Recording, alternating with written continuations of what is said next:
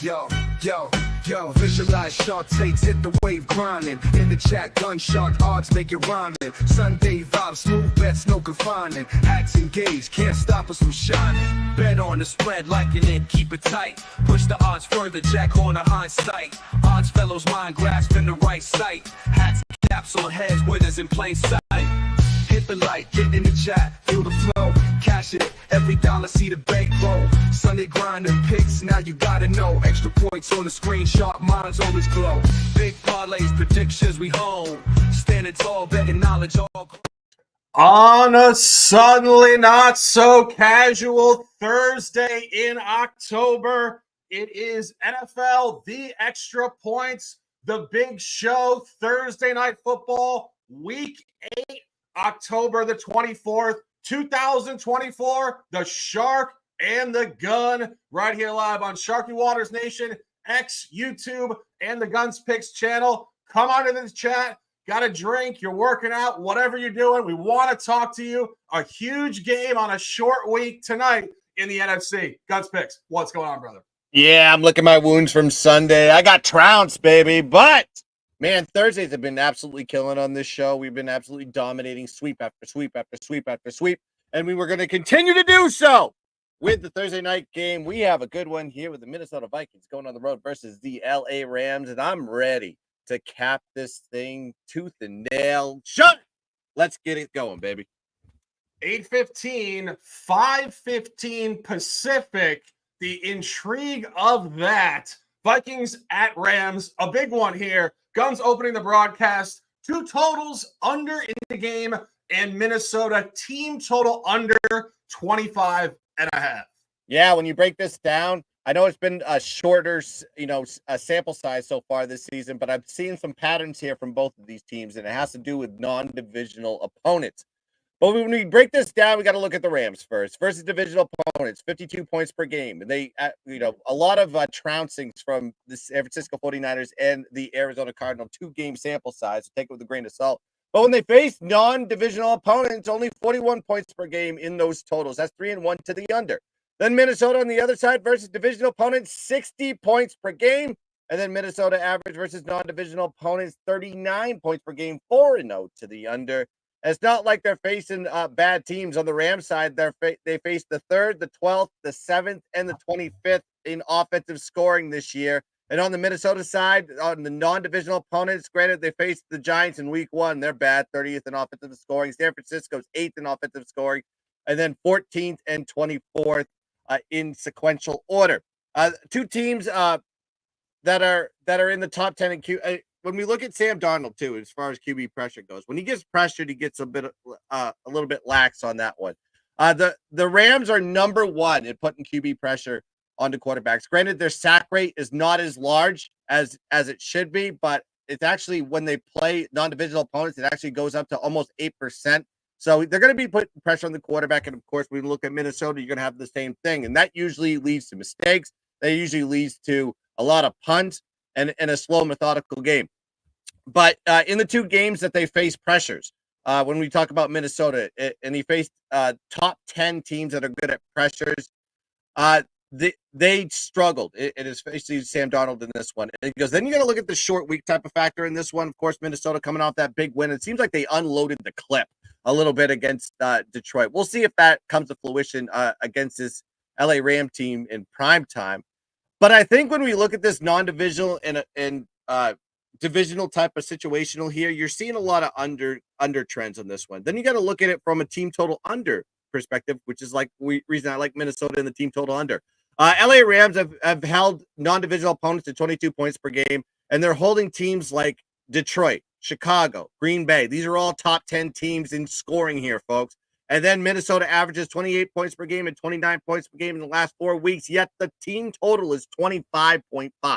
So that's a high indicator to me, similar to how I look at props, that we should be taking an under in this situation. I just think that with this game, methodically, how they are, you're going to see Minnesota try to run the ball a little bit more on this one because the Rams are susceptible against the run, not so much on the pass. On the other side, polar opposite type of situation.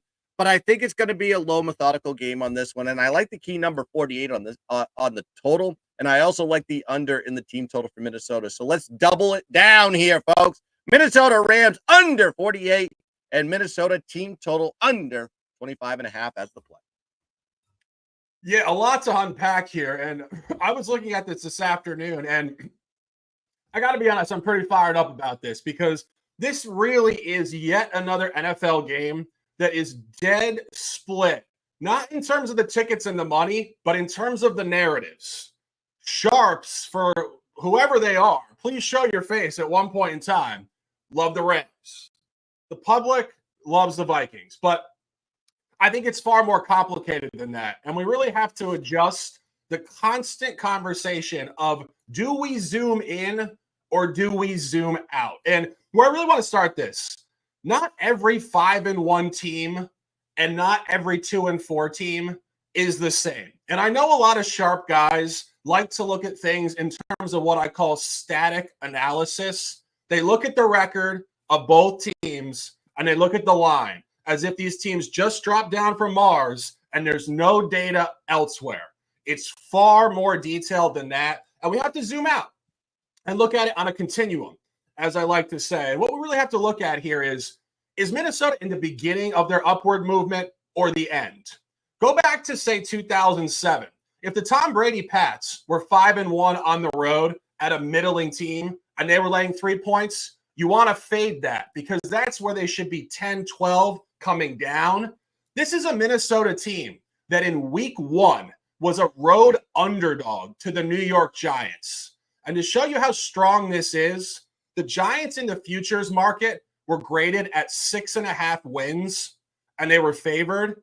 The Rams in the futures market preseason were graded at 9 wins, and they're now a home underdog. You have to understand that when books see Minnesota win 5 straight games and go 5-0 ATS, 4 as an underdog, if they thought they were on a casino heater and it was going to go the other direction, they wouldn't upgrade Minnesota in their line strength. We see this every year where teams are really hot early season and books keep them as an underdog and they fall off the grid. This is a significant upgrade, very similar to what we've seen in recent history from the Detroit Lions in the same division. And that is a continuing point of this conversation. When a team like Minnesota, who's very young, coach and quarterback, friendly reminder yet again, Sam Darnold, youngest starter in league history as a rookie with the Jets, still younger than Joe Burrow. This path upward is in the first 8th or 10th of its window. When the Detroit Lions a few years ago covered a bunch of games as an underdog, they ended up covering 85% of their games over the next 30. It didn't stop at 5. So the point here is this is a continued buy low on Minnesota. And I think psychologically in this game, they have a massive edge. When you're looking at Minnesota, you're getting Kevin O'Connell, who's an absolute dog, against his old team, the team he won a Super Bowl with as the offensive coordinator in 2021. He's never beaten the Rams as the head coach of the Vikings. This is a huge motivational point for this guy. His guys will be jacked, and they'll be jacked off their only loss of the season. And let me comment on that. 31-29 to one of the best teams in the sport, had the lead in the fourth quarter, could have won. That's not a bad loss. And this entire window of time for the Vikings has been incredibly impressive. Road covers, divisional covers, back-to-back home covers, contenders, dog, favorite, London, no letdown. The point is, this is very similar to the Lions 3 years ago. You want to buy this team every single week. And on the Rams, very briefly, the Rams are at the exact opposite point on this long-term window to the Vikings. The Rams won the Super Bowl in 2021. And if you look at that as the peak point for them in this window, they've gradually gotten worse, just slowly over the last 3 years. And it's really culminated this year. McVay has already insinuated multiple times he might take a break after last year and this year. He's burned out. Stafford has been injured. He's older. He got his ring. That's it. Cooper Kupp is on the trade block. He comes back into the lineup tonight with Puka Nacua, and the line doesn't even move to the Rams. This guy's out the door. Aaron Donald retired in the offseason. The Rams are old news. You wanted to buy low on them pre-Super Bowl in early 2021. Buying them now is absolutely a disastrous ask. And I know I'm ranting. We only got one game here tonight. But if you really go through the Rams schedule, this is not a team you want to buy. Their only 2 wins on the season were a significant backdoor against a Niners team that has been injured and inconsistent. Niners should have hammered them there. And last week against Las Vegas with Gardner Minshew and Aiden O'Connell, one of the worst 4 teams in the entire sport. This is a classic sharp take for Sharps on the Rams, but Sharps don't consider what I just said. They see 5-1. It could be any team on the planet 5-1, and 2-4, any team on the planet 2-4, and they think it's short. It's not short. It's strong. Books are upgrading the Vikings significantly here. By the Vikings, I think we're going to see some margin yet again tonight. Throwing it back to the gun for a couple props here. Over 6.5 as Cooper Kupp reemerges on the Rams. Maybe one of his last games with the Rams. You like his over reception, 6.5. Yeah, I think this is a perfect spot. Him coming back. This is one of Matt Stafford's favorite targets, and he's back for the first time, really, for a full game since the Detroit game in week 1. But when we look at Minnesota, they have just struggled against wide receiver 1. They're ranked 24th versus the primary receiver this season so far. And if you look at the primary receiver versus Minnesota defense, 11.3 targets per game, 8.5 receptions per game, and 103.7 receiving yards per game given up by the Minnesota defense. Then you got to look at the wide receiver 1 versus Minnesota defense put up when they go up against when teams go up against Minnesota's defense, the primary receiver gets 37.4 yards above their season average. So this is a time that we need to start hammering the Cooper Kupp props. And he's coming back from injury. Played 2 games this year, but the one that was the full game, he did very well. Got a ton of targets. Got over 100 yards receiving in that game. And then we got to look at what the Rams have done with their primary receiver this season. 9.5 targets per game, 6.3 receptions per game, 71.8 receiving yards per game. And that they're given the same amount of targets really that Cooper Kupp would get, and they're passing to different receivers. So you see Matt Stafford really has a crutch when it comes to his primary. And then you got to look at the Rams. They're ranked 10th in the league in pass play percentage and pass attempts per game. And then you have Minnesota ranked 32nd in the league in opponent pass play percentage because they have the second best rush defense in the league. So everybody, the only way they can move the ball is to pass it. So you're going to see a lot of passes here. You're going to see a lot of targets thrown to Cooper Kupp's direction. And I think his total here at 6.5 receptions is just too low. I think he's going to get a ton tonight, ton of looks, even with Puka Nacua back. I don't even know how healthy he is coming back in this game. He's listed as questionable, but it looks like he's going to play. But doesn't matter. Cooper Kupp is the primary. So give me Cooper Kupp over 6.5 receptions as the play. And going right back to you, we were just talking about this guy off the air. A name for the books, Colby Parkinson. The gun and I were guessing what school he went to. I guess Big Ten or Pac-12. Stanford University, still on the West Coast here. As I mentioned, 5:15 p.m. What a bizarre start time on a Thursday night. But nonetheless, you like Colby to go over 32.5 yards.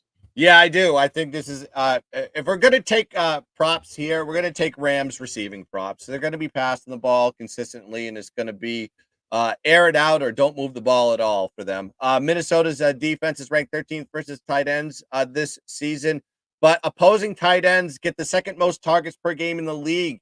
The only team that has thrown more targets at tight ends against another defense is Kansas City. So Minnesota is ranked number 2 in that regard. And then you got to look at Colby Parkinson's receiving averages, 5.2 targets per game, 3.5 receptions per game, 32.8 yards per game in receiving. And Minnesota's defense versus tight ends on average, 6.2 targets per game, 3.8 receptions per game, 39.7 yards per game. And the tight ends that face the Minnesota defense put up 5.2 yards above their season average. And then that kind of correlates here with the over. And then you got to look at Minnesota. Minnesota is one of the best pass rushes in the league. They're ranked 8th as far as QB sack percentage is concerned. So when the Rams face a top 12 pass rush this season, and there's 3 sample sizes here, Parkinson has averaged 44 reception yards per game. So in other words, when the pressure is on, Matt Stafford's looking for his tight end. I think this is just a perfect spot here versus the Minnesota, a good pass rush. The Rams are ranked 20th in opposing sack percentage too, so that's something we got to watch out for. Granted, their line is still getting healthy, but I think the opportunities are going to be abundant here with Parkinson and him going over his yards based on the data. I got to say yes, and give me the over 32.5 receiving yards for Colby Parkinson as the play. Yeah, I wouldn't disagree. Great analysis there. And just one comment as we outro this. My comments on the Vikings, I think, are a jump-off point to this entire card in Week 8. You guys saw it last week. A lot of really tight games and tight lines. This week is the polar opposite. I think we're going to see a lot of blowouts this week. And this is truly rare for NFL football, which is one of the most parity-driven leagues in the world. But just small comment on this. As I said, I think this is a margin spot for Minnesota tonight as they move up as a favorite. But just going on to Sunday, Browns getting 9.5, Lions laying 12, Jets laying 7 in New England, Chargers laying 7 to the Saints, Broncos laying 10 to the Panthers, Kansas City laying 10 to the Raiders. I mean, honestly, like I haven't seen an NFL card like this in years with just huge over touchdown lines everywhere.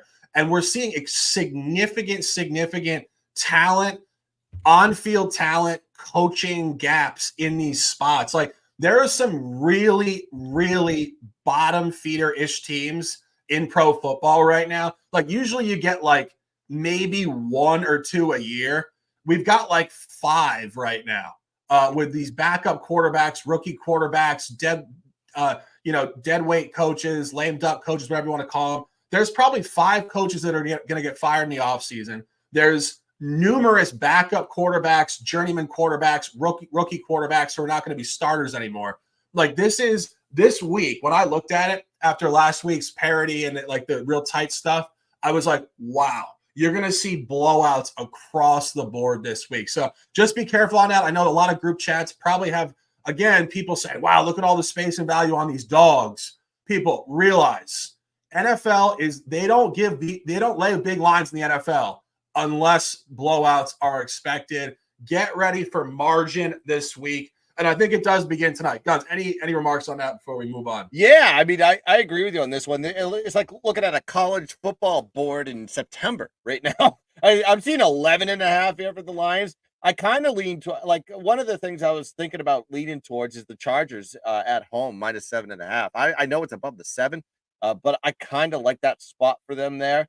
The other ones, those big favorites, I've kind of stayed away from. And same thing with the dogs. I have no interest in taking a dog. It's either I'm going to take a favorite or pass a lot this week, but I'm more focused on the games that are kind of within a possession. That's kind of like my focus, and I focused on a few more totals this week that you'll see. I'll bring it up on the show on Sunday, but that's just one that pokes out to me. If you're thinking about the big favorites above a touchdown, the Chargers really stick out in my mind. But we'll see. We'll talk. As I dissect this a little bit further, I may have a few more, but. Yeah, this is a wild week for games. And yes, I agree with you. I think we're going to be seeing some blowouts here on Sunday. Absolutely. And I just wanted to make that point because I know sometimes people are watching all different angles of NFL content. And I know there's a certain amount of people that would say, look at the space and the value on the underdogs. This is a blowout card. It's a blowout card. And it's just a snapshot to really historically bad teams in the league this year. So awful. Those teams don't play up, particularly, Guns, particularly after the first couple weeks. Like you saw New England beat Cincinnati in week 1. These really high dogs, when they bark and when they make their money, it's usually in the first 2 or 3 weeks, not as we get into the season and the real teams start to really accelerate their level upward. This is going to be one of those weeks where underdog spots are going to get demolished. Just to give you guys a quick preface to the hype on Sunday, we will be here at 10:30 a.m. on Sunday for the full card. That will be an extensive conversation. There are no bye weeks this week, week 8. I'm not entirely sure why. Usually there are, but there are no bye weeks. So full card. And tomorrow night we will be back here on Friday night, 7 o'clock. Knowledge for College, another great-looking CFB card. Fought some variants last week, and we stay the course, and it is an opportunity to dominate. Hope everybody's having a great Thursday night. One of the last Thursdays in October, if not the last one. Next Thursday is the last one. Thursday Night Football Halloween in New York City. East Rutherford, I should say, not New York City. But we appreciate you guys immensely. Enjoy your night. Get a workout. Get some breath. Drinks, food, whatever you're doing. Sending you guys amazing vibes. Guns, a pleasure as always. Close them out with some words, and let's dominate.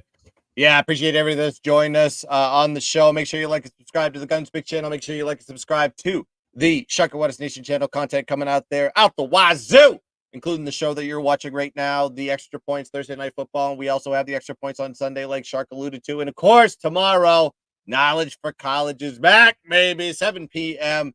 East Coast time. Set your calendars, or you can just hit the bell and subscribe to each one of our channels, and you'll know when the video goes live. But we are going to have a full card of college football tomorrow, so join us for that. And also go check out my video of the prop gun. I already gave you the play here. If you missed it, well, you have to go watch it on the prop gun. Trying to grow that show to the moon. We're 11-2 on the video plays on the props, baby. And that's going to do it here for the, I almost said Knowledge for College, but the Extra Points Thursday NFL preview show. Let's cash some tickets. Let's dominate the board. And as always, let's keep dancing. Yeah, bang.